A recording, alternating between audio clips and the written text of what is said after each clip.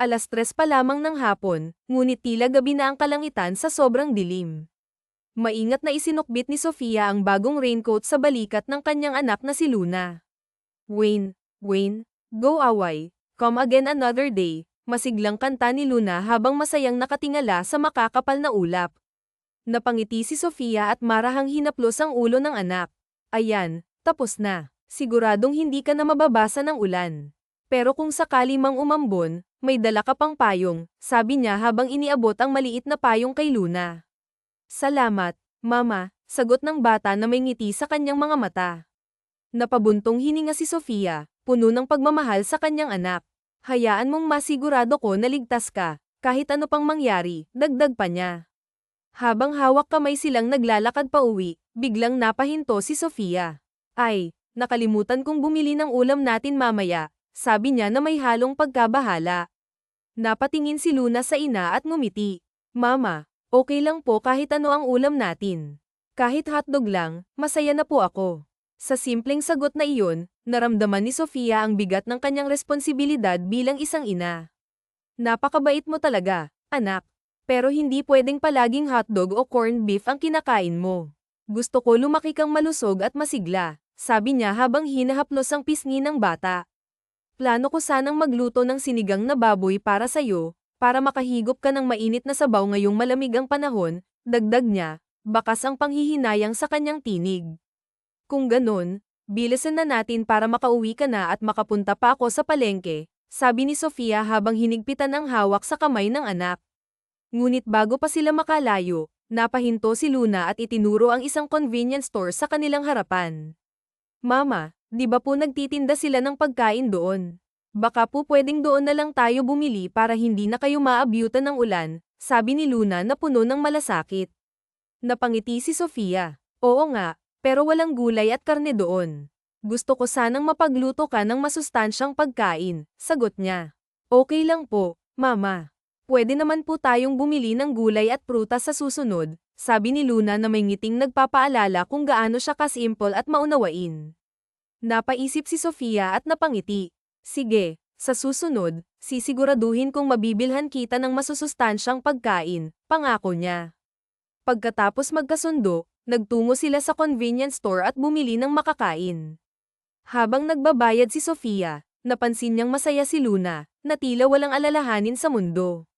Paglabas nila, nagsimula ng umambon. Sandali, magpayong ka muna para hindi ka mabasa, sabi ni Sofia habang binubuksan ang payong ng anak. Mama, kayo rin po, magpayong kayo, sabi ni Luna habang pinupunasan ang basang mukha ng ina. Napangiti si Sofia at hinigpitan ang hawak sa kamay ng anak. Salamat, anak. Sige, tara na at baka abutan pa tayo ng malakas na ulan. Habang naglalakad sila sa parke, masiglang kumakanta si Luna. Wayne, go away, come again another day, sabay galaw ng kanyang mga kamay na parang sumasayaw. Ngunit bigla siyang tumigil at itinuro ang isang lalaki sa di kalayuan. Mama, tignan niyo po, kawawa naman siya, sabi ni Luna habang nakatingin sa lalaki na walang payong at basang-basa sa ulan. Napatingin si Sofia sa direksyon ng bata at naramdaman ang kirot sa kanyang puso. Kilala niyo po ba siya, Mama? Tanong ni Luna habang hindi maalis ang tingin sa lalaking nakatayo sa ulan. Kawawa naman po siya, Mama. Baka po magkasakit siya kung patuloy siyang mababasa, dagdag pa ng bata na halatang nag-aalala. Tahimik lang si Sofia sa simula, iniisip kung ano ang nararapat gawin. Hindi niya kilala ang lalaki, ngunit alam niyang maaaring magkasakit ito kung hindi agad makahanap ng masisilungan. Sandali lang po, Mama, biglang sabi ni Luna, at mabilis na kumalas sa kamay ng kanyang ina. Tumakbo siya papalapit sa lalaki. Hello po, ako po si Luna, masiglang pagpapakilala ng bata habang marahang kinakalabit ang braso ng lalaki. Hindi po ba kayo nilalamig? Baka po magkasakit kayo niyan, sabi niya, puno ng malasakit. Bago pa makapagsalita si Sofia, nagulat siya nang makita niyang iniabot ni Luna ang kanyang maliit na payong sa lalaki. Opo, sa inyo na lang po ito.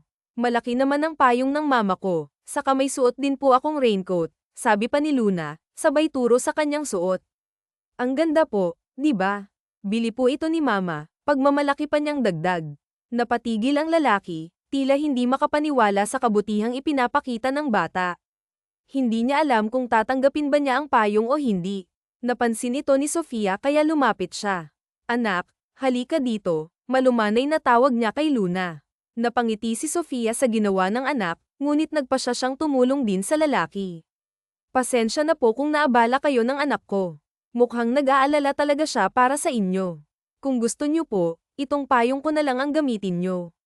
Luma na ito pero maayos pa rin, at baka mas makabuti ito kaysa sa maliit na payong ng anak ko, sabi ni Sofia habang iniabot ang kanyang payong.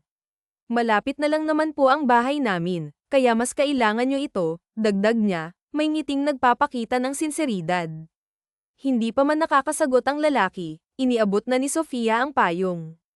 Huwag po kayong magpaulan, kahit ano pa po ang pinagdaraanan nyo. Hindi po maganda sa kalusugan ang magkasakit, sabi niya bago buhatin si Luna. Sige po, mauna na kami, paalam ni Sofia habang kamakaway si Luna.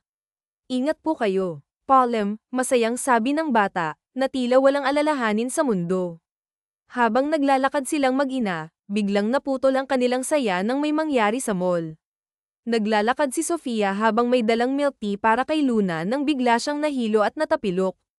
Sa kasamaang palad, natapon ang hawak niyang milk tea sa isang babaeng may suot na mamahaling damit. Tignan mo ang ginawa mo. Alam mo ba kung magkano ang damit na to?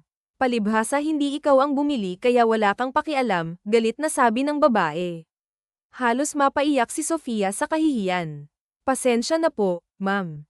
Hindi ko po sinasadya, mahinang sagot niya habang pinipilit tumayo. Ngunit hindi pa rin tumigil ang babae.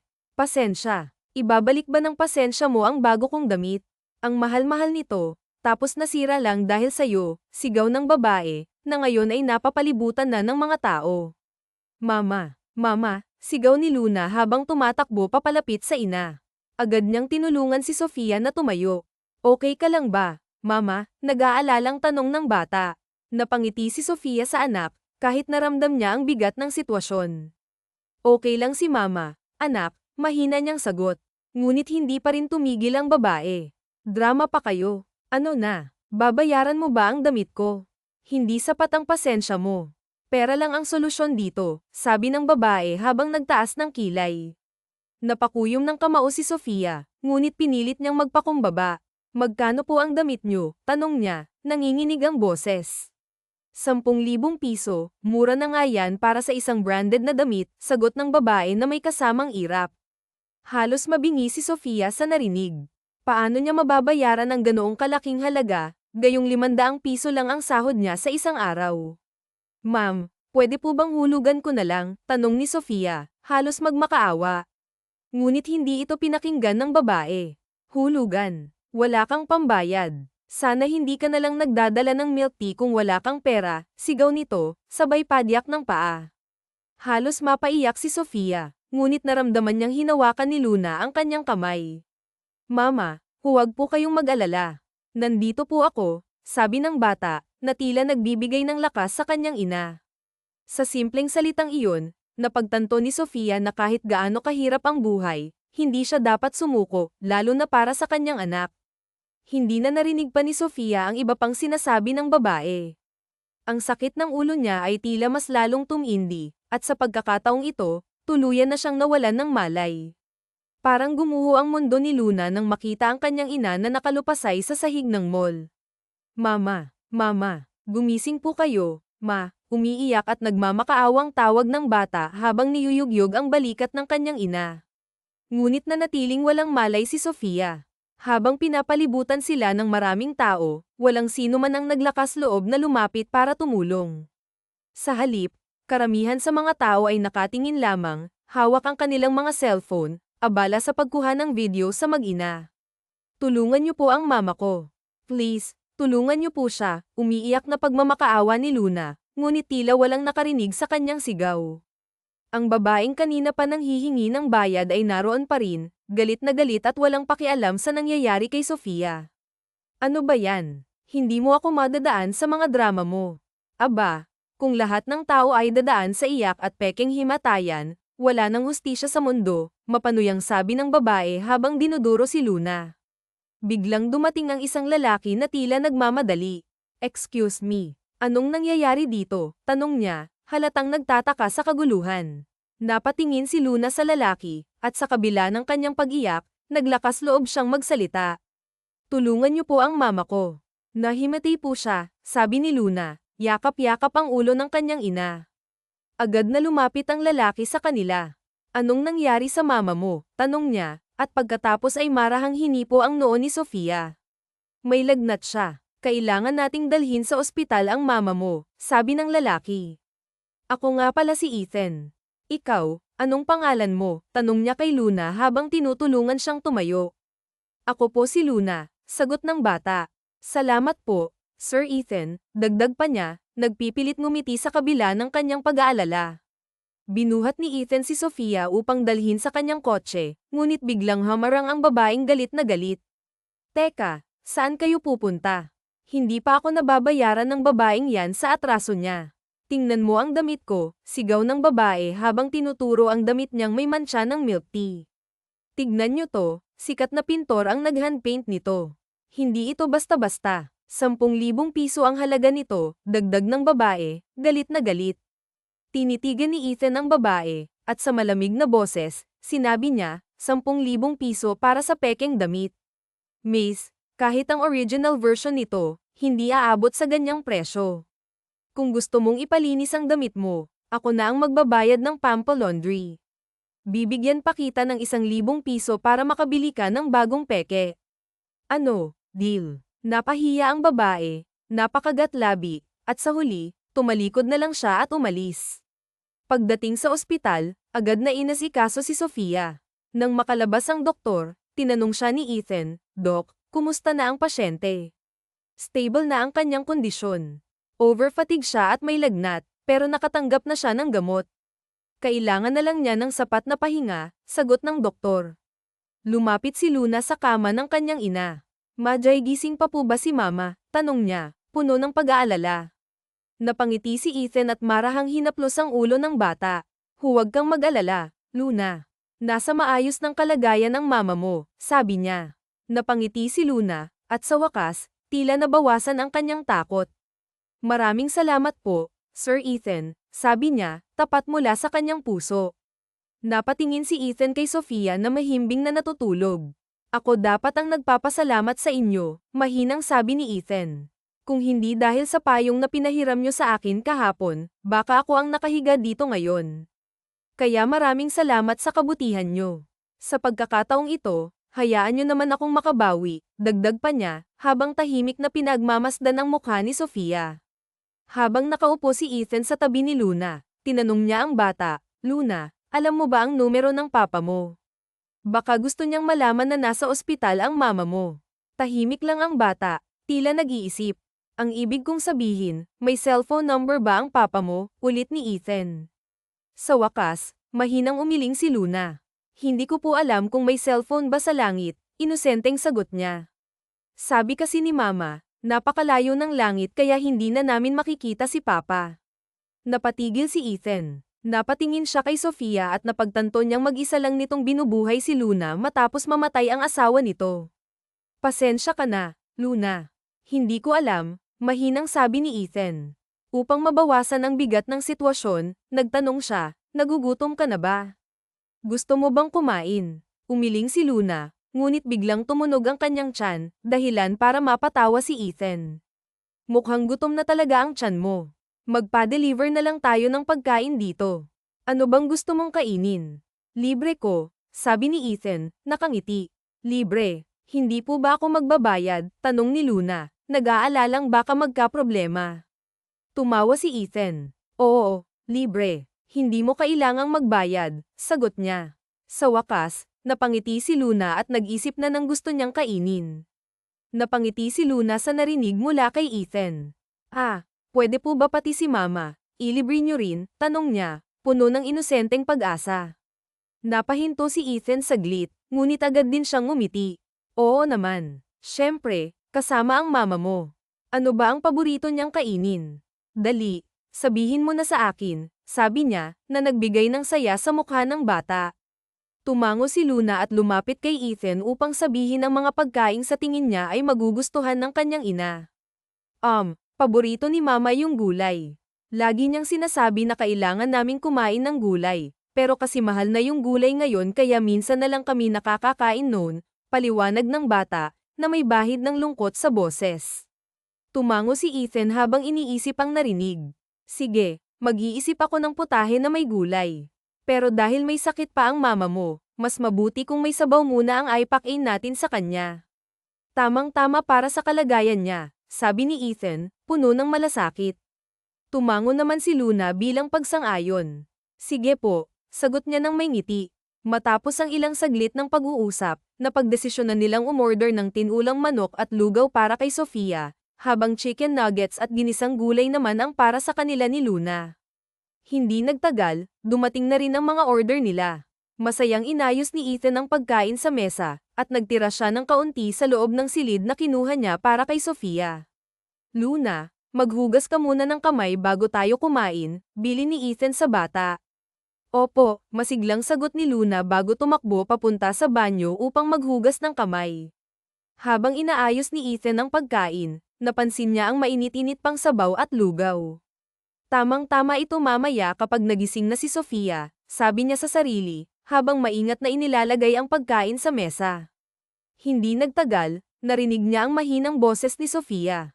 Ah, Luna, tawag nito sa anak nang imulat ang kanyang mga mata.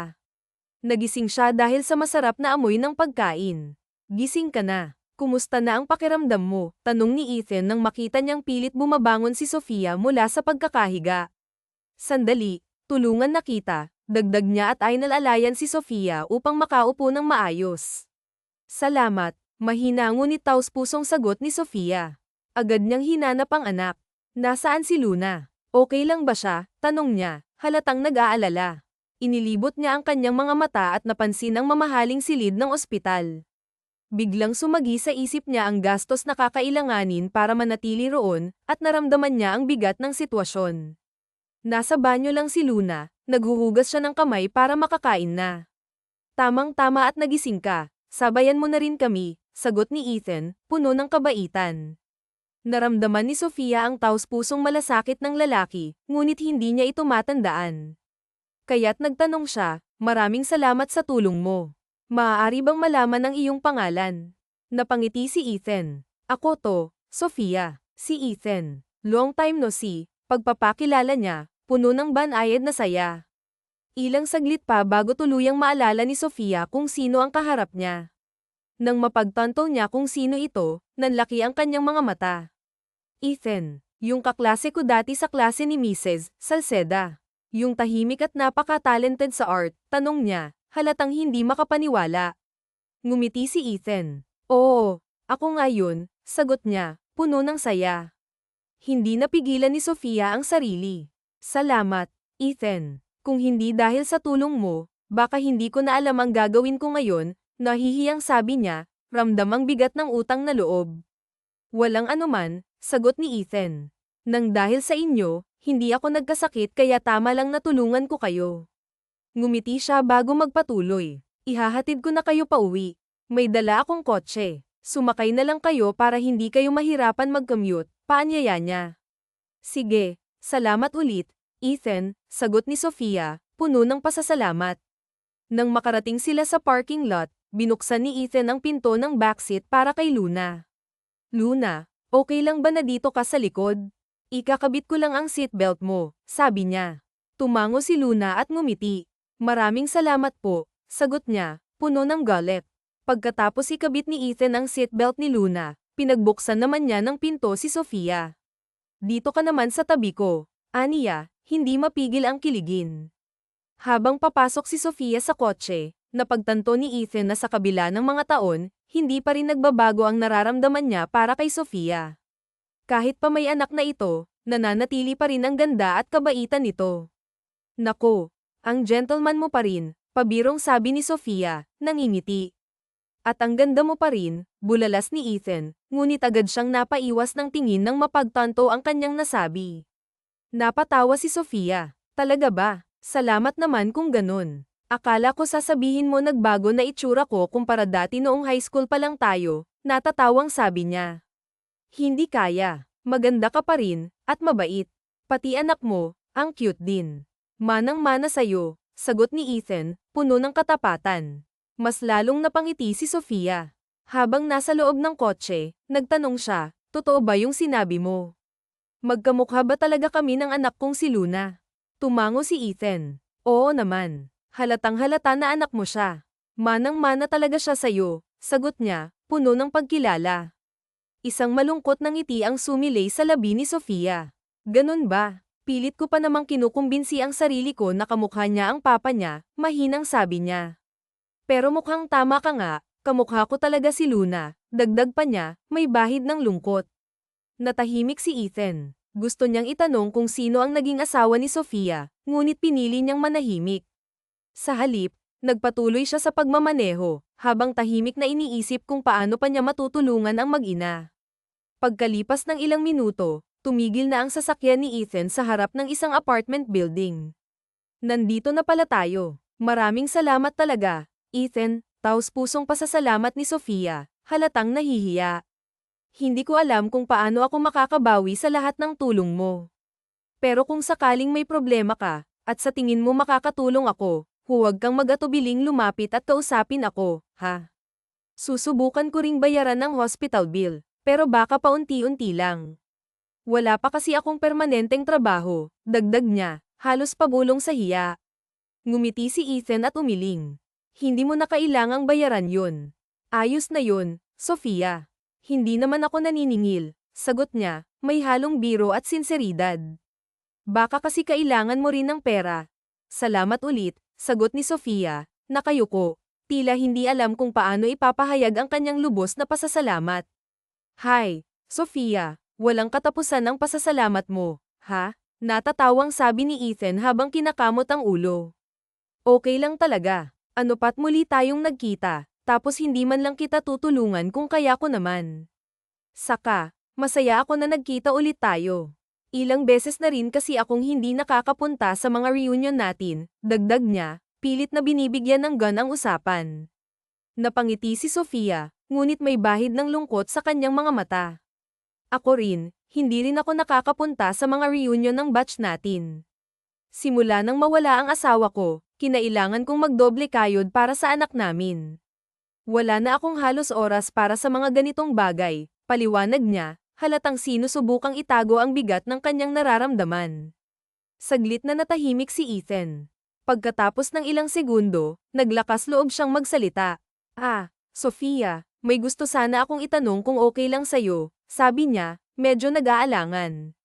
Ano naman yun? Tanong ni Sofia, halatang nagtataka. Nag-isip muna si Ethan bago nagpatuloy. Tila iniipon niya ang lakas ng loob upang sabihin ang nasa isip niya. Pwede ba kitang maging model? Kailangan ko kasi ng model para sa bagong piece na gagawin ko. Noong una kitang makita ulit, lalo na noong ngumiti ka, naisip ko kaagad na napakaganda mo talaga. Kung papayag ka sana. Natigil siya nang mapansin ang bahagyang pagkalito sa mukha ni Sofia. Sigurado ka ba dyan? Marami namang mas maganda at mas bata pa sa akin, sagot ni Sofia, tila hindi makapaniwala sa narinig.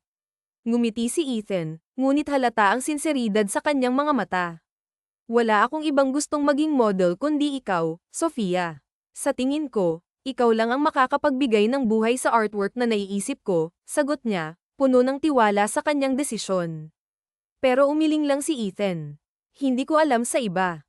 Pero sigurado akong ikaw ang pinakamaganda sa mga mata ko, Sofia, diretsahang sabi ni Ethan. Simula high school pa lang tayo, ikaw na ang gusto kong maging modelo sa mga paintings ko. Hindi agad nakapagsalita si Sofia pero ramdam niya ang sinseridad sa boses ni Ethan. Kapag kuwan ay napangiti na lang siya at napatango. Sige, kung makakatulong yun sa'yo, payag ako, nakangiting sambit ni Sofia. Halos wala mapagsidlan ng tuwang nararamdaman ni Ethan nang mapapayag niya si Sofia na maging model para sa gagawin niyang painting. Masaya rin siya at napalitan ang malungkot na ngiti sa mga labi ni Sofia.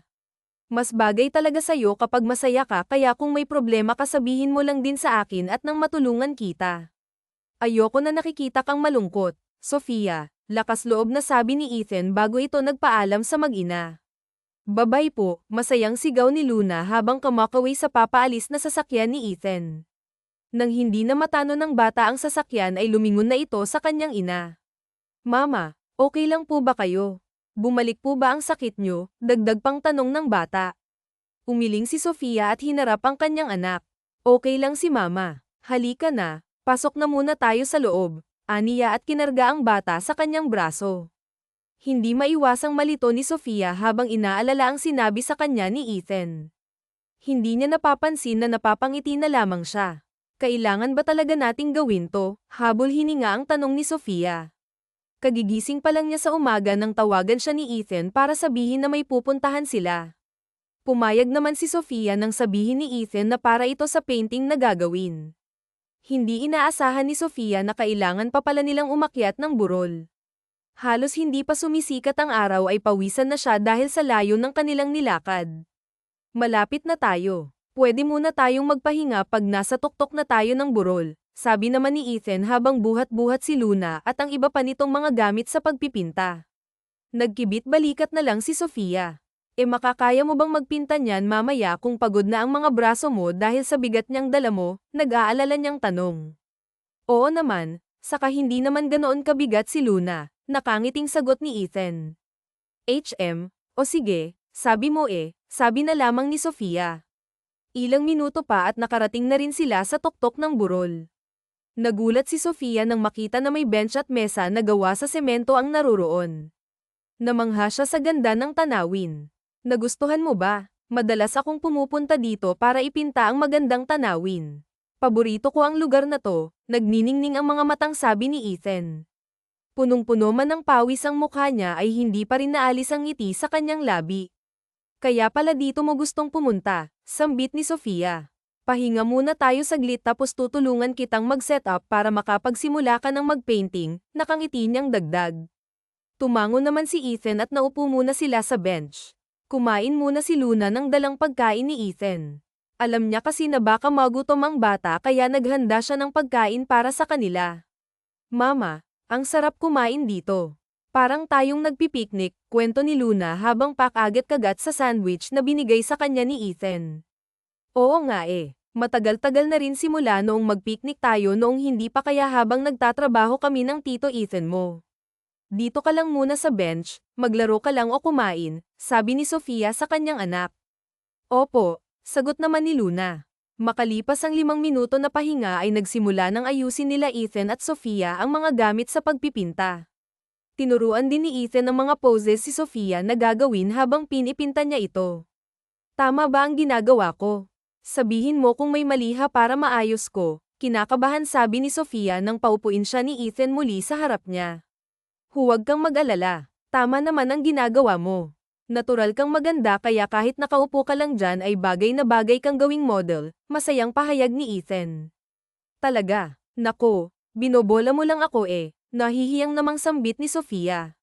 Hindi tumingin ka sa malayo, huwag ka munang humarap sa akin, sabi ni Ethan habang nagsisimula na niyang ipinta si Sofia. Mabuti na lang talaga at pumayag ka. Sigurado akong maganda ang kalalabasan nito, excited pa niyang dagdag. Natawa na lang si Sofia sa reaksyon ni Ethan. Otomatikong gumalaw ang mga kamay ni Ethan para ipinta ang magandang ngiti ni Sofia. Nakatutok lang ang mga mata niya sa pinakamagandang babaeng nakilala niya habang patuloy lang sa paggalaw ang mga kamay niya. Hindi nagtagal, nabuo ang isang magandang imahe ng babaeng matagal na niyang hinahangaan. Tapos na, kinakabahang sambit ni Ethan matapos tumigil gumalaw ang kanyang mga kamay. Hindi pa rin niya inaalis ang tingin kay Sofia kaya hindi pa niya nakikita ang kinalabasan ng kanyang painting. Wow, Mama! Ang ganda, manghang sigaw ni Luna nang makita niya ang imahe ng ina na nasa canvas. Napatutop ng bibig si Luna dahil kuhang-kuha ni Ethan ang itsura ng kanyang ina. Ang bilis naman. Patanjin nga, excited na sabi ni Sofia. Tumayo siya para tignan ang painting at kagaya ni Luna, halos tumalon ang puso niya sa dibdib nang makita ang sarili niya sa painting. Wow, ako ba talaga yan? Yuzel ni Sofia na hindi magawang alisin ang tingin sa painting. Napatingin din si Ethan sa sarili niyang gawa. Halos maluha siya sa tuwa dahil sa wakas ay nagawa na rin niyang ipinta ang modelong gusto niya. Nagustuhan mo ba? Nag-aalinlang ang tanong ni Ethan kay Sofia. Tumango naman ng huli sabay ngiti. Gustong gusto. Grabe, Ang galing mo, bulalas ni Sofia. Napahinga ng maluwag si Ethan. Mabuti naman at nagustuhan mo, aniya at muling naglabas ng panibagong canvas. Okay lang ba kung gawin natin ulit? Ibahin mo naman yung pose mo. Pwede rin nakasama si Luna, nakangiti niyang sabi sa mag-ina. Nagkatinginan ng dalawa saglit bago sumabay na tumango. Okay, okay, sagot ng mag-ina. Sa pagkakataong ito, parehong nakaupo sa bench sina Sofia at Mia at nagkukwentuhan lang habang si Ethan naman ay seryosong nagpipinta sa magandang imahe ng masayang pamilya. Hapon na nang maubos gamitin lahat ni Ethan ang mga dala niyang canvas. Tuwang-tuwa naman siya dahil marami siyang naipinta. Maraming salamat sa kooperasyon niyo, sabi ni Ethan matapos niyang ihatid ang mag-ina. Oo nga pala, ito palang bayad. Isipin mo na lang na talent fee yan dahil pumayag kang maging model ko. Sabihin mo lang kung kulang para madagdagan ko pa, dagdag ni Ethan sabay abot ng makapal na sobre na may laman na pera. Ay hindi na, tinulungan mo naman na ako na magbayad ng bill sa ospital kaya hindi mo na ako kailangan bayaran, sabi ni Sofia sabay iling at tanggi sa pera na iniabot sa kanya. Hindi pwede. Alam ko na kailangan nyo rin yan kaya sana tanggapin mo, pagpupumilit ni Ethan. Kung hindi mo alam kung saan gagamitin ang pera, pwede mo namang ipunin muna sa bangko para sa kinabukasan ni Luna. Saka baka kailangan ko ulit ng model sa susunod kaya mas mabuti yung kumita ka rin sa tuwing binibigyan mo ako ng oras para may pinta ka, masayang sabi pa ni Ethan. Hindi na rin nakahindi pa si Sofia at malugod na tinanggap ang pera. Kung ganoon, sige, salamat. Sana nakatulong sa'yo kahit papaano ang mga paintings na ginawa mo ngayon, sabi ni Sofia. Tumango naman si Ethan. Sobra. Hindi ko pa ba nasabi sa'yo, isasama sa exhibit ang mga naipinta ko ngayon. Kung gusto nyo bumisita kayo sa exhibit para makita nyo pa ang iba kong gawa, paanyaya ni Ethan. Pwede ba kung ganoon? Aba syempre, pupunta kami, di ba anak? Tanong ni Sofia kay Luna. Tumango naman ang bata. Opo, ang galing-galing ni Tito Ethan. Gusto ko po na makita pa ang iba niyang paintings, masayang bulalas ni Luna.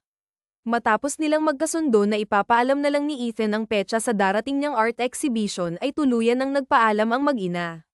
Sabi ko na sa susunod ulit, kumakaway na sabi ni Ethan bago niya pinaandar ang sasakyan. Ang bait ni Tito Ethan, no? Sambit ni Luna na ikinagulat ni Sofia. Sana palagi natin siyang kasama, dagdag pa ng bata. Lumipas ang ilang buwan ay patuloy na bumibisita si Ethan sa apartment ng mag-ina. Palagi siyang nagdadala ng pagkain para sa kanila. Tuwang-tuwa naman si Luna dahil meron na siyang malalapitan na iba maliban sa kanyang ina. Ethan, ang aga mo yata ngayon. Halika sa loob, tamang-tama nag-aagahan kami ni Luna, sabi ni Sofia nang pagbuksan niya ng pintuan ang binata. Ngumiti naman si Ethan dito. Mabuti pala at bumili ako ng panghimagas sa daan patungo rito, sambit niya sabay taas ng kamay habang bitbit ang isang basket na puno ng mga prutas. Nako, nag-abala ka pa talaga. Next time, kahit wala kang dalang kapag pumupunta ka dito, hindi mo naman kailangan magdala ng kahit ano kapag bibisita ka ay masaya na kami ni Luna na dumadalaw ka, nakangiting sambit ni Sofia. Napamaang naman si Ethan sa kanyang narinig. Hindi niya alam kung tama ba na isipin niyang okay lang sa mag-ina kahit na pumunta siya sa kanila ng madalas. Tito, good morning po, masayang bati ni Luna na bumaba pa sa kanyang inuupuan para salubungin si Ethan. Good morning din, pabalik na bati ni Ethan sabay patong ng basket na dala niya sa mesa para buhatin ang bata. Kumusta naman ang mabait na si Luna? HM, naging mabait ka ba sa mama mo noong wala ako? Mabilis na tumango si Luna. HM, syempre naman po. Ang galing naman, masayang sabi ni Ethan. Nagkatinginan na naman ang mag-ina at napangiti. Ethan, maupo ka na at kumain kasama namin, aya ni Sofia sa binata. Tito, dito ka sa tabi ko, excited namang sabi ni Luna. Tumango lang si Ethan at naupo sa bakanteng upuan katabi ng bata. Masaya naman siyang pinaghain ni Sofia. Kung titignan silang tatlo ay para silang isang masayang pamilya. Hindi nga halata na hindi talaga si Ethan ang tunay na ama ni Luna dahil sa sobrang lapit nilang dalawa. HM, mas masarap talaga kumain kapag lutong bahay, pahayag ni Ethan na mas lalong ginaganahan dahil kasama niya si Sofia at ang cute nitong anak. Kain ka pa, siguro fast food lang ang kinakain mo noon. Alam mo naman na masama yun sa katawan kapag napasobra ka, naiiling na sabi ni Sofia. Masyado akong busy para magluto pa eh. Kaya nga nagpapasalamat ako na pinapakain mo ako dito sa tuwing dumadalaw ako. Nanghihiya pero masaya, ang sabi ni Ethan. Sus, edi pumunta ka dito sa tuwing nami mismo ang lutong bahay nang may pagluto kita, sabi na lang ni Sofia at nagpatuloy na lang na kumain. Oo nga pala, pumunta ako rito para ihatid din ito, ani Ethan. Nang matapos na silang kumain, inilabas niya ang isang invitation card at iniabot kay Sofia. Reunion. Sino naman ang nagbigay nito? Nagtatakang tanong ni Sofia. Si Isabella, ang class president ng section natin dati noong high school. Ano? Pupunta ka ba? Kung gusto mo, sabay na lang tayong pumunta, dagdag ng binata. Napaiwas ng tingin si Sofia. Hindi naman siya dating dumadalo sa mga ganitong okasyon kaya hindi niya alam kung pupunta pa ba siya. Baka hindi na muna ako pupunta. Wala naman kasing makakasama si Luna sa bahay eh. Saka wala akong mapag-iiwanan. Ayoko ring iwanan ng anak ko mag-isa sa ibang tao. Pwede naman natin siyang dalhin. Tinanong ko nga si Isabella kung pwedeng magdala ng kasama at sabi niya pwede naman daw, ani Ethan. Titignan ko lang kung makakapunta ako. Nakakahiya rin kasing pumunta ako roon tapos wala akong mahiyaang bagay, nag-aalalang sabi ni Sofia. Huminga ng malalim si Ethan bago nito marahan na tinapak sa balikat si Sofia. Huwag kang mag-alala sa ganang bagay. Reunion yun kaya ang importante ay yung presensya mo.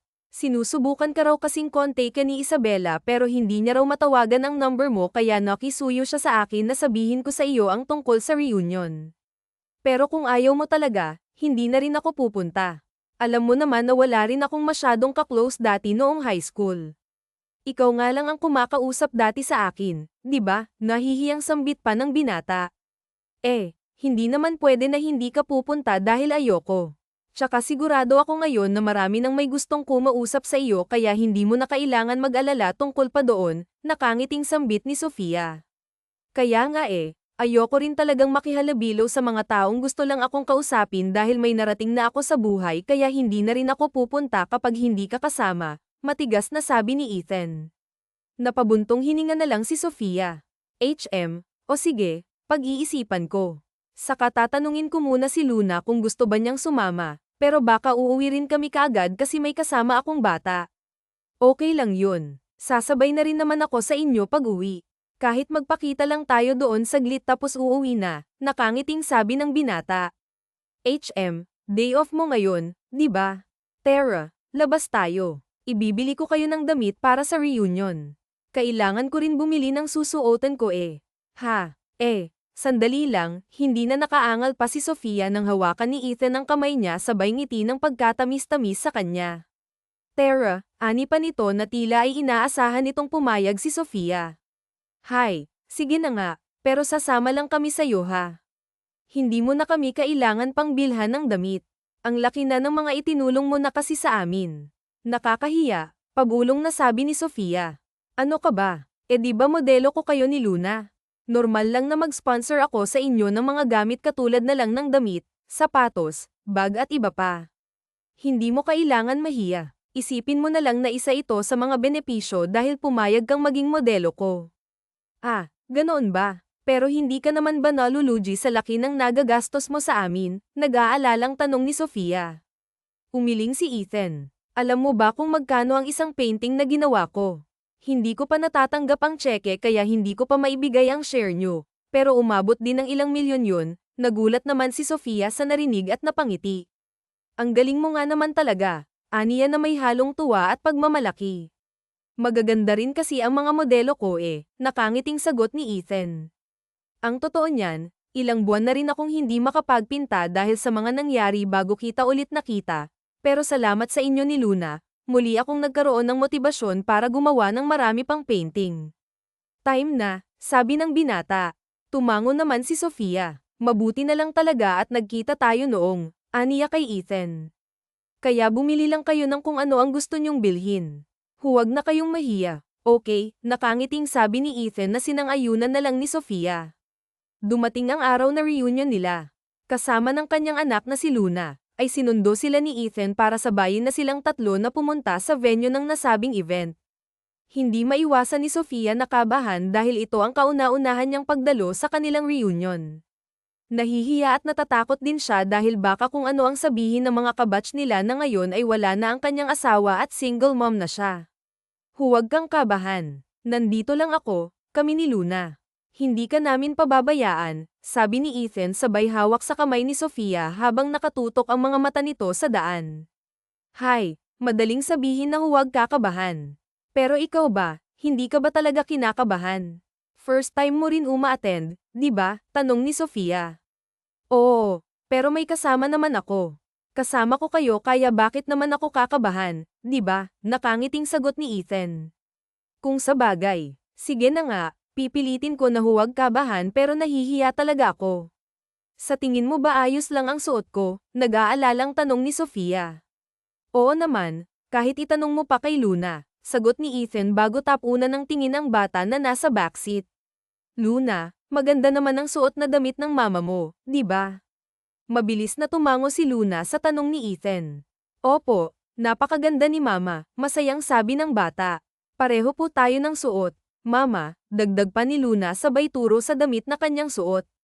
Napangiti na lang si Sofia sa narinig niya sa anak. Nang hindi niya kasi alam kung ano ang pipiliin na damit para bilhin ay tinulungan siya ng mga sales lady at pati na rin ni Ethan. Sa huli ay pinili niya ang damit na may cut or no na pambata para magkatulad ang tela ng suot nila ni Luna.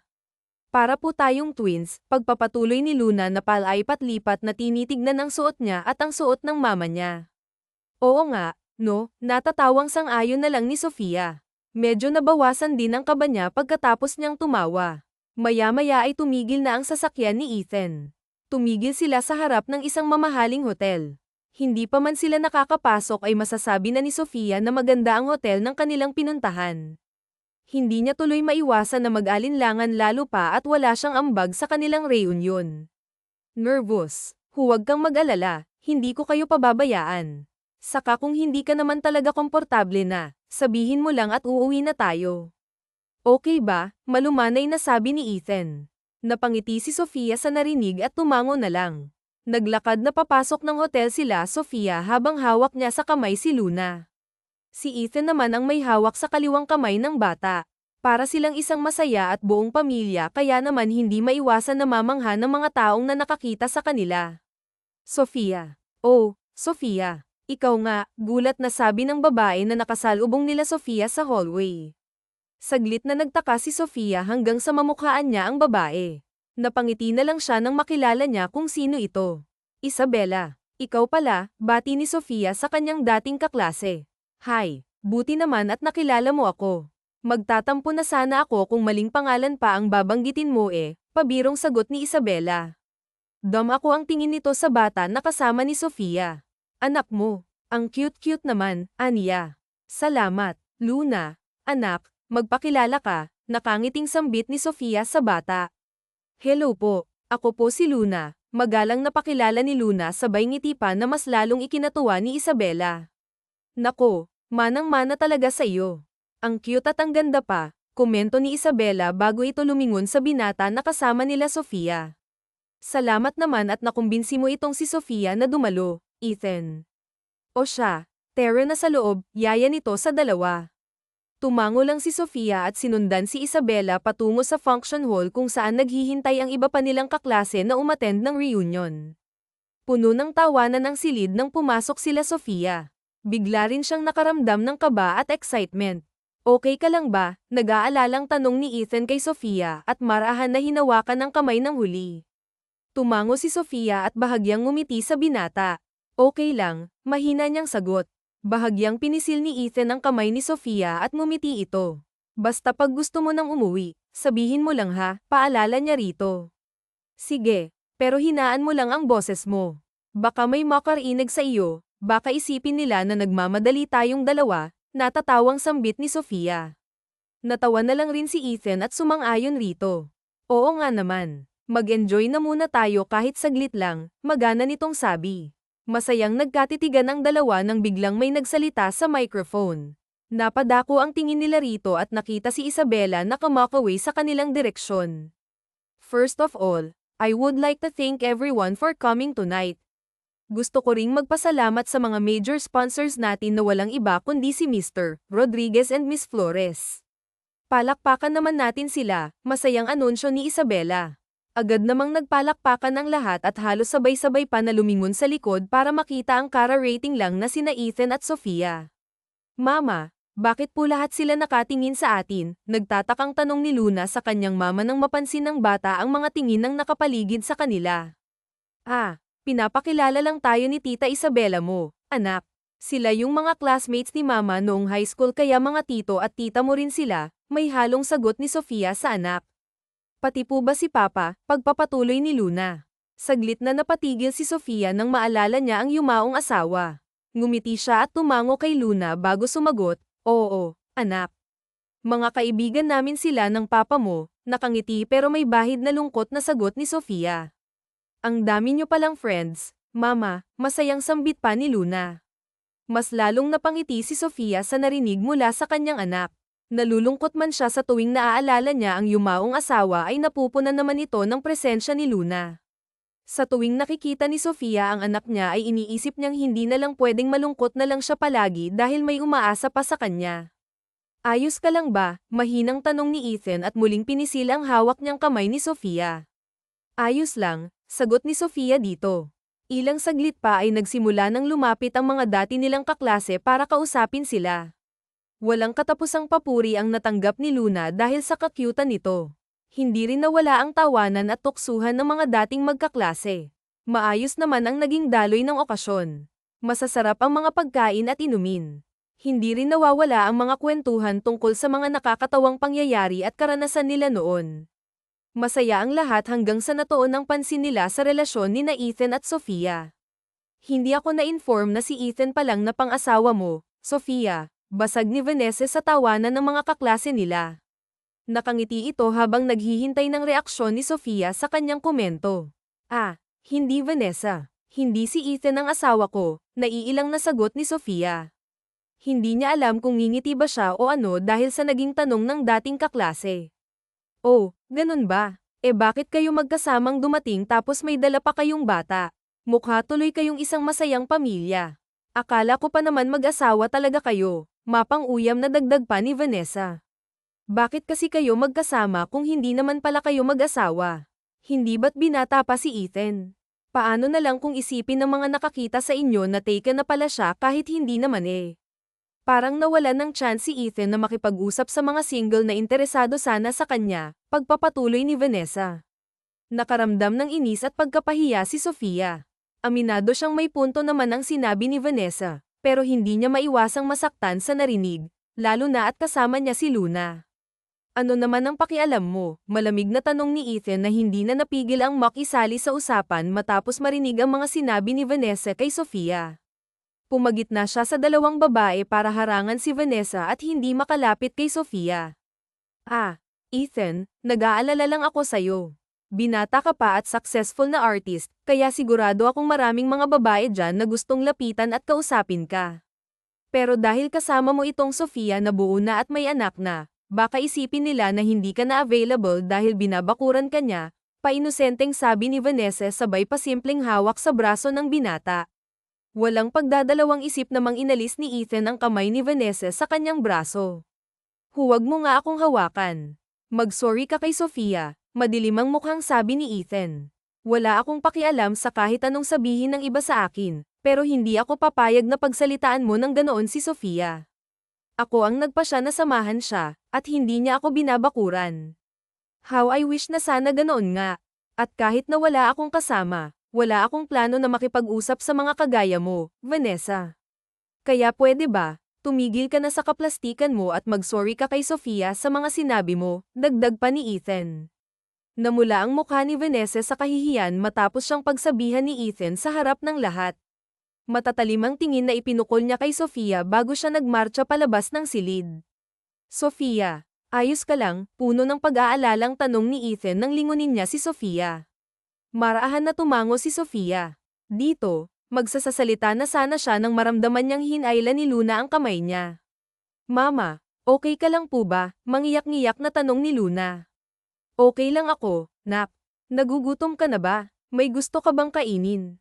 Sabihin mo lang at ikukuha kita, sabi ni Sofia sabay yuko para pairan ang namumuong luha ng anak. Umiling naman si Luna na hindi pa magawang tumahan. Mama, inaaway ka ba ng friend mo? Tanong pa ng bata. Hindi kaagad nakasagot si Sofia sa anak. Kung hindi pa niya naramdaman ang kamay ni Ethan sa kanya ay baka nakatulala lang siya kay Luna. Ah, hindi anak. Nag-uusap lang kami, hindi kami nag-aaway, sabi ni Sofia kay Luna. Ngumiti pa siya rito para hindi na mag-alala ang bata. Mama, pwede ba umuwi na lang tayo? Nagdadalawang isip na tanong ni Luna sa kanyang mama. Nararamdaman kasi niya na hindi maayos ang mama niya kaya nag-aya na siyang umuwi. Pagod ka na ba? Tanong ni Sofia. Tumango lang si Luna kaya binuhat siya ng mama niya at niyakap. Ethan, okay lang ba sa'yo na umuwi na tayo? Tanong ni Sofia sa binata. Mabilis namang tumango si Ethan. Sige, medyo pagod na rin ako. Kaya umuwi na tayo, pagsang-ayon nito. Sandali lang, magpapalam lang ako kay Lourdes, dagdag pa ni Ethan. Pinagmasdan ni Sofia ang likod ni Ethan habang papalayo ito sa kanila. Lumapit si Ethan kay Lourdes na kausap ang iba pang mga dumalo sa kanilang reunion. Maya-maya ay ako ang tingin si Isabela sa direksyon nila habang kamakaway. Hindi naman maunawaan ni Sofia ang ibig nitong sabihin kaya kumaway na lang din siya pabalik dito. Nagulat siya nang nagmamadaling lumapit sa kanila si Isabela. Sofia, uuwi na raw kayo. Bakit naman? Ang aga pa eh. Wala pang ang alas 8 o, dismayadong saad ni Isabela habang nakatingin sa suot nitong relo. Nagaya ng umuwi si Luna eh. Sa susunod na lang daw ulit, tipid na sagot ni Sofia. Dahil ba to sa sinabi ni Vanessa? Hay nako, sinasabi ko na nga ba. Simula kasi nung nalaman ni Vanessa na successful na si Ethan at binata pa, naging interesado na siya. Balak pa yata niyang mag-Mrs. Rodriguez eh. Alam naman ng lahat kung sino talaga ang gusto ni Ethan, naiiling na sambit ni Isabela. Oh, may nagugustuhan na pala si Ethan. Mukhang hindi naman lahat may alam eh. Wala akong ideya kung sino, pabulong naman pabirong sabi ni Sofia. Hala, hindi mo alam. Nako, mukhang mahihirapan si pareng Caleb na manligaw ah. Ikaw, Sofia ha. Hindi mo ba talaga alam o nagmamaang-maangan ka lang? Nagdududang tanong ni Isabela sabay sundot sa tagiliran ni Sofia. Hindi nga, natatawang sabi na lang ni Sofia. Hindi naman siya ganoon kainteresado malaman kung sino ang gusto ng binata. Nagulat lang siya na may nagugustuhan na pala ito. Palagi pa namang pumupunta sa kanila si Ethan pero wala naman itong nababanggit tungkol sa bagay na yon.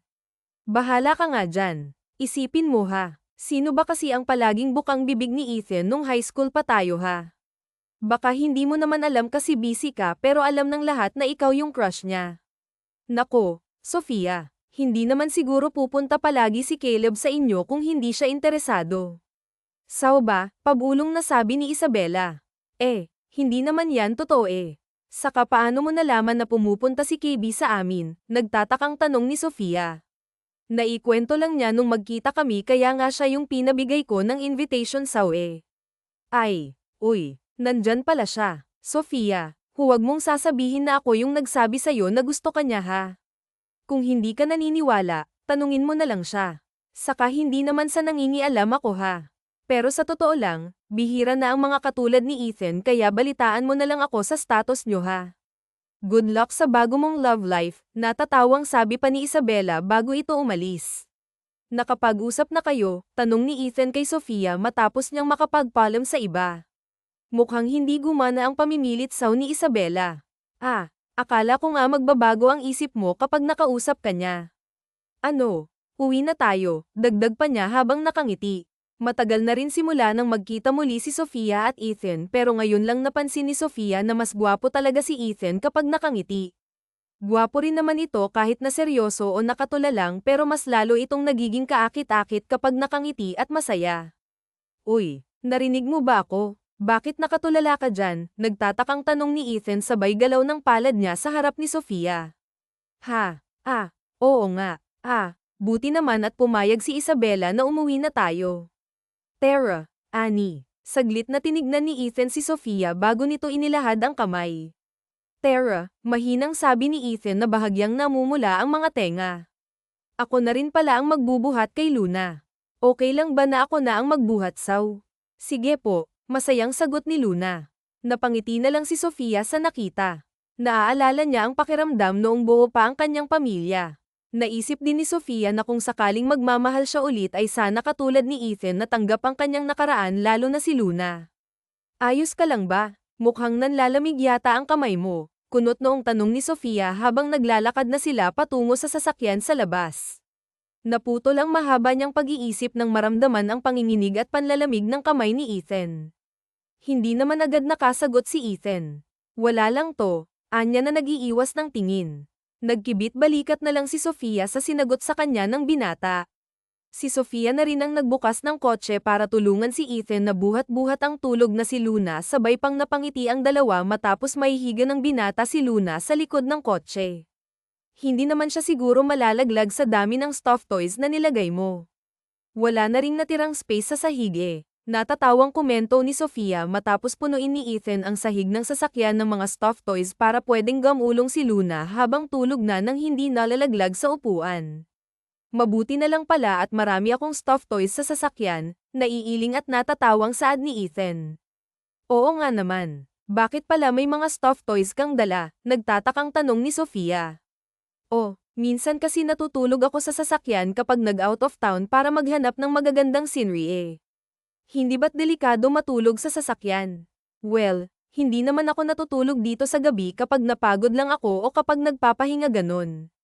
Ah, mabuti naman. Saka huwag ka talagang matulog sa sasakyan mo kapag gabi. Paano kung puntahan ka ng masasamang tao? Delikado pa naman ang panahon ngayon. Nag-aalala ka ba sa akin? Pabirong tanong ni Ethan.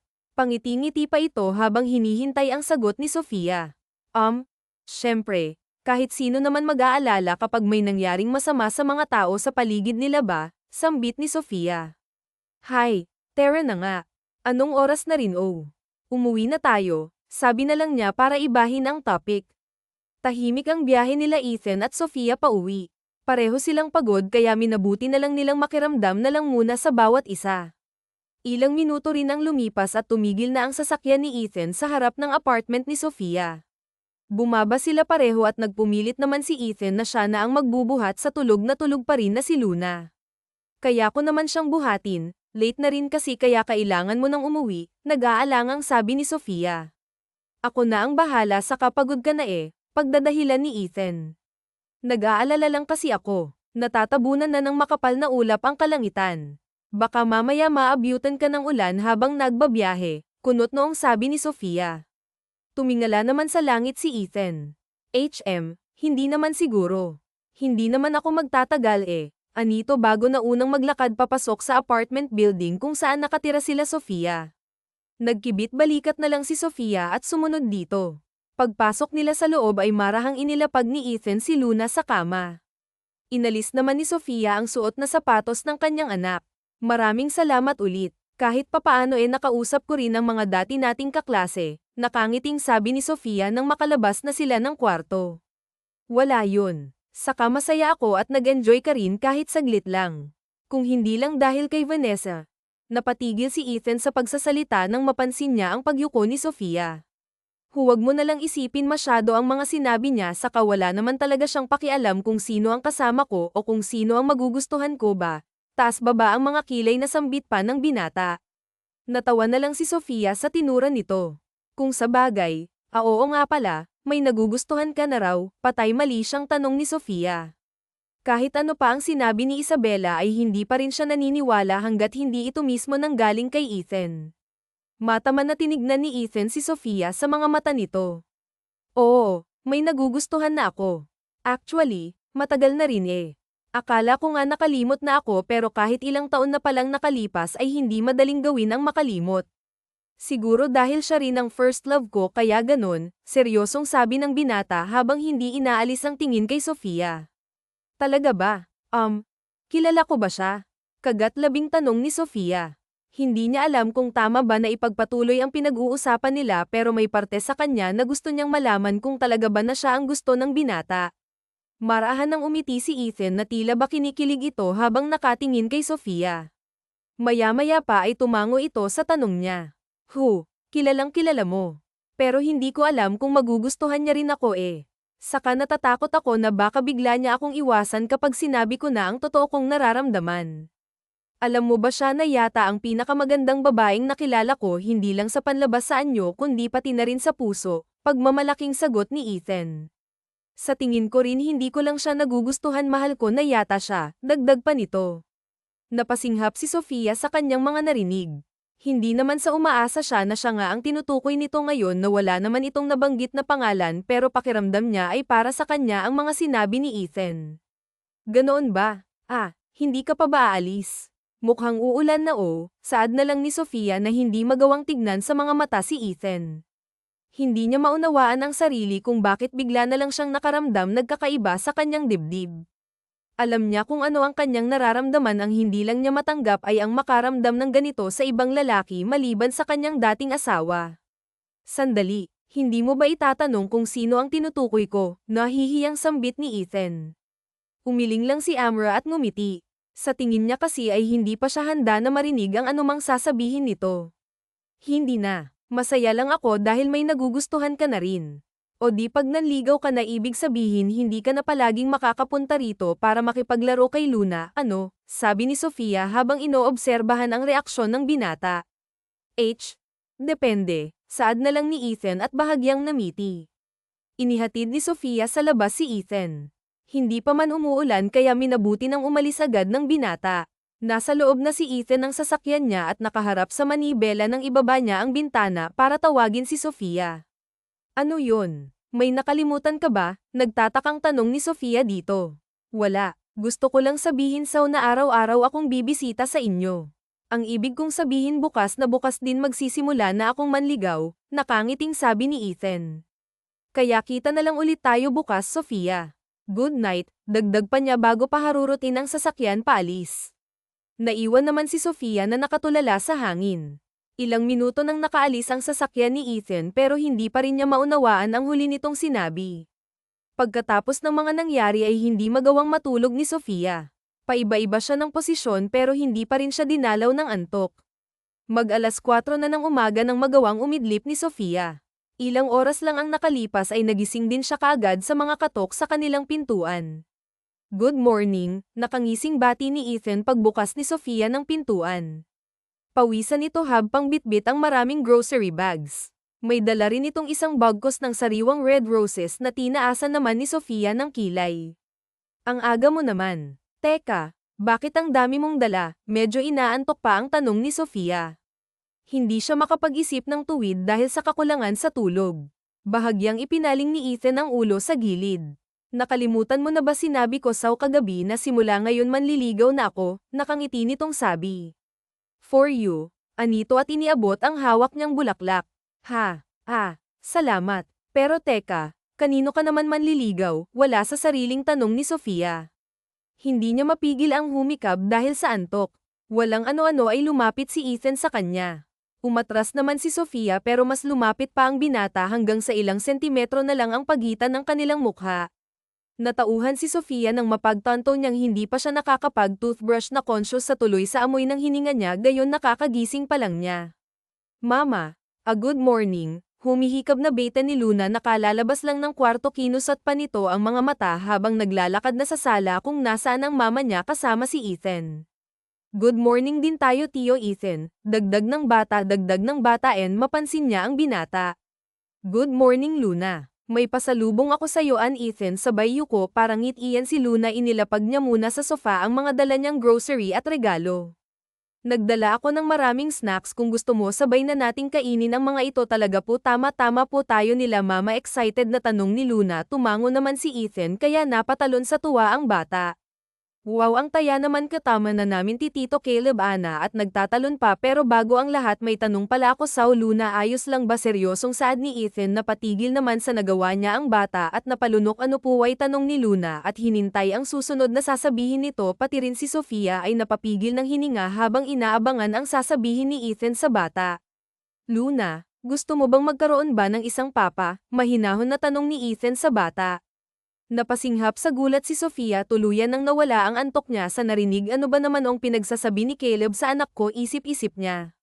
Gusto man niyang makisali sa usapan ay naunahan siyang magsalita ng binata. Gusto ko malaman kung okay lang ba na maging papa mo ako. Alam ko na hindi ko kayang palit ng totoo mong papa pero handa akong magpaktataysaw kung ayos lang. Pagpapatuloy pa ni Ethan. Ilang minutong tinitigan ni Luna ang binata. Wala itong sinabi na kahit ano basta nakatitig lang siya sa mukha ni Caleb. Gusto nyo din po ba akong maging anak nyo? Diretsong tanong ni Luna kapag kuwan parehong hindi na inaasahan ni Sofia at Ethan ang tanong ng bata pero nakahanda naman ang huli na sagutin ito. Oo Luna, gusto ko sanang maging papa mo pwede ba? Mahinahon ngunit kinakabahan na tanong ni Ethan. Walang ano-ano ay tumango si Luna habang naluluhang umiti ito sa binata sabay yakap dito. Gusto ko po magkaroon ulit ng papaiyak ni Luna habang nakasubsob ang mukha nito sa balikat ni Ethan. Hindi napigilan ni Sofia na mapaluha. Buong akala niya ay masaya si Luna kahit na siya lang ang natitira nitong pamilya. Hindi naman niya masisisi ang bata lalo pa at manamaya pa ang ama nito.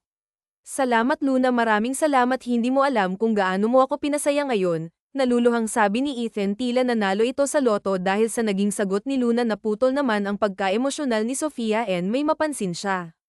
Teka, may balak ka ba na ampunin si Luna? Kunot noong tanong niya sa binata. Hindi ba't sa akin ka dapat magtanong kung pwede yang gusto mong mangyari? Binuhat ni Ethan si Luna bago nila hinarap ang naguguluhang si Sofia.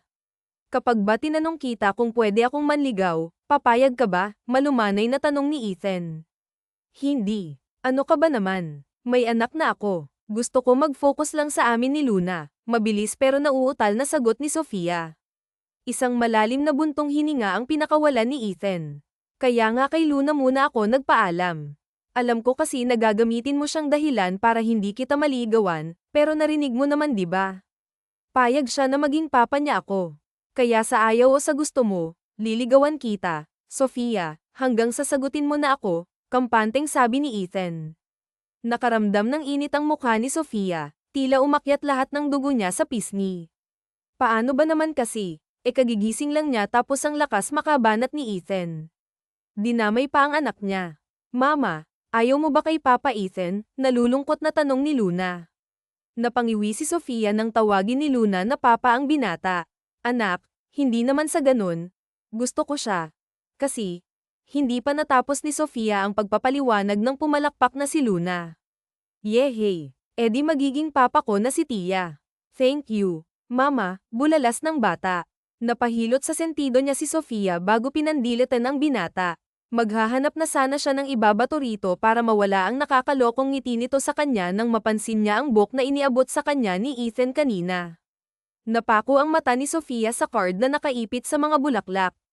Mahina niyang binasa ang mga katagang nakalagay doon. Sofia, mahal kita dati pa, basa niya rito. Bumilis ang pintig ng puso ni Sofia. Aaminin man niya o hindi, napalapit na rin ang loob niya kay Ethan simula noong magkita ulit sila.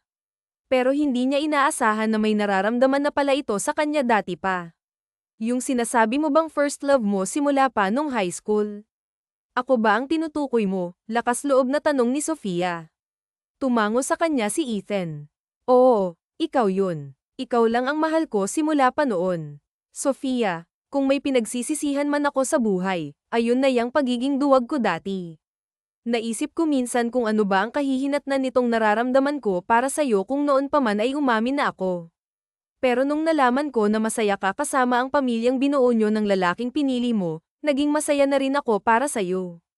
Lumapit si Ethan kay Sofia at hinawakan ang kamay nito.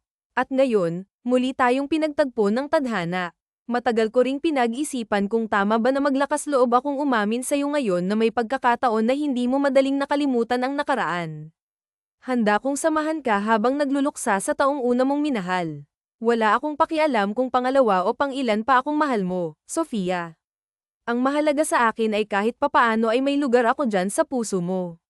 Sapat na sa akin yun, madamdaming pagtatapat ni Ethan. Sinubukan ni Sofia na magsalita pero walang kahit na anong lumabas sa kanyang bibig. Tuloy-tuloy lang ang agos ng kanyang luha bago siya humakbang papalapit sa lalaking handa siyang tanggapin at ang kanyang nakaraan. Hinayaan ni Sofia na kusang gumalaw ang mga braso niya para yakapin ito. Salamat. Hindi ko alam na may lalaki pa palang tatanggap sa akin pati na rin kay Luna. SHHH. Huwag kang maingay. Ayokong nakikita kang umiiyak. Bulong ni Ethan habang marahan na tinatapik ang likod ni Sofia. Saka hindi mo pa nga nasasagot ang tanong ko eh. Pwede ba kitang ligawan? Kapag ba niligawan kita, may pag-asa ba ako? Ulit ng binata sa kanyang tanong. Ilang saglit pa ay kumalas na si Sofia sa pagkakayakap dito. Tinignan niya ito sa mga mata bago nagsalita. Luna, pikit ka muna, sabi ni Sofia sa bata na agad naman itong sinunod. Nagtaka naman si Ethan sa inutos ni Sofia sa anak nito hanggang sa lumapit ang mukha ni Sofia sa kanya. Hindi nakagalaw si Ethan sa kinatatayuan nito ng paglapatan ni Sofia ang kanilang mga labi. Hindi mo na kailangan manligaw. Masyado na tayong matanda para dyan. Kung gusto mo, siguraduhin mo lang na mahal mo pa rin kami araw-araw at sana hindi ka magsisisi sa desisyon mong to, sabi ni Sofia pagkatapos maghiwalay ang kanilang mga labi. Mabilis na tumango si Ethan sa sinabi nito. Ibig sabihin ba nito may pag-asa akong maging papa ni Luna? Masayang tanong kay Sofia. Depende. Bakit? Gusto mo lang bang maging papa ng anak ko? Nakasimangot na tanong ni Sofia. Siyempre gusto ko rin maging asawa mo. Wala man akong dalang singsing ngayon pero pwede na ba akong mag-propose? Tanong ni Ethan na hindi maitago ang tuwa. Baliw. Masyado mong minamadali eh. Natatawang sabi naman ni Sofia. Mahal kasi kita, kayo. Mahal ko kayo ni Luna. Mahal din kita, Ethan, bulong ni Sofia bago muling naglapat ang kanilang mga labi. Mama, pwede na ba ako magmulat? Inosenteng tanong ni Luna. Napatigil naman ang dalawa sa ginagawa at natawa. Oo anak, pwede na, namumulang sagot ni Sofia. Masayang niyakap ni Ethan ang mag-ina habang paulit-ulit siyang nagpapasalamat dahil binigyan siya ng mga ito ng pagkakataon na patunayan ang kanyang nararamdaman. Mahal na mahal ko kayo, bulong ni Ethan sa dalawa at mas lalo pang hinigpitan ang yakap. Makalipas ng 6 na buwan, nagpakasal na nga sina Ethan at Sofia. Pinili ng dalawa ang magkaroon ng intimate wedding na tanging mga malalapit lang na kaibigan at pamilya lang ang imbitado dahil mas komportable kasi sila sa ganoong setup. Wala namang naging problema sa pagsasama ng dalawa. Sa tuwing nagkakaroon sila ng mga hindi pagkakaunawaan ay minabuti nilang pag-usapan ito. Lumipas pa ang halos 1 taon ay sa wakas nagkaroon na ng kapatid si Luna. Mama, gising na po ba si Baby Leo? Tanong ni Luna habang dahan-dahan na pumasok sa kwarto ng mama at papa niya kung saan kasama ng mga ito ang kapatid niyang si Leo. Tamang-tama anak, kagigising lang niya. Gusto mo ba siyang makita? Tanong ni Sofia sa anak. Mabilis namang lumapit si Luna para tingnan ang nakabalot na sanggol sa gitna ng mama at papa niya. Nanlaki ang mga mata niya nang makita kung paano humikab ang baby. Ang cute, ang liit niya, bulong ni Luna habang hindi magawang alisin ang tingin niya rito. Hello baby, ako ang ate mo. Ako ang ate Luna mo. Simula ngayon poprotektahan kita. Pangako yan ng ate mo, determinadong sabi ni Luna. Nagkatinginan lang sina Sofia at Ethan matapos nilang marinig ang sinabi nito. Hindi nila mapigilan na mapangiti sa saya dahil sa pinagkaloob sa kanilang pamilya. Wakas.